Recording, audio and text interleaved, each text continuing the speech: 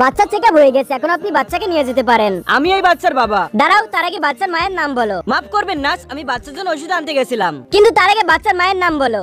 বাচ্চার মায়ের নাম রিমা। ঠিক আছে, এই নেন আপনার বাচ্চা। মাফ করবেন, মনে হচ্ছে আমি ভুল রুমে চলে এসেছি। আমি তোমাকে কতবার বলেছি হসপিটালে বাচ্চাকে ছেড়ে কোথাও যাবে না। কিন্তু মা, আমি তো বাচ্চার জন্য ওষুধ আনতে গেছিলাম। তুমি আমার আসার জন্য অপেক্ষা করতে পারতে না? তুমি জানো হসপিটালে কত বিপদ হতে পারে। তোমার বাচ্চার চেকআপের সময় হয়ে গেছে। কিন্তু আমাদের বাচ্চা তো কিছুক্ষণ আগেই চেকআপ করা হয়েছে। এটা দ্বিতীয় চেকআপ, আমাদের আর কোনো চেকআপের প্রয়োজন নাই।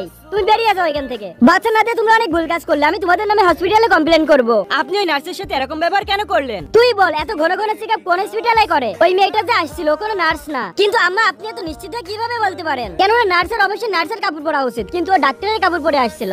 হসপিটাল থেকে বাসায় এসে আমার অনেক ভালো লাগছে। বাচ্চার বড় খালার কোলে খেলছে। তাড়াতাড়ি বাচ্চা আমার কাছে দাও, বাচ্চার অসুখ আছে, নয়তো তোমারও অসুখ ছড়িয়ে পড়বে।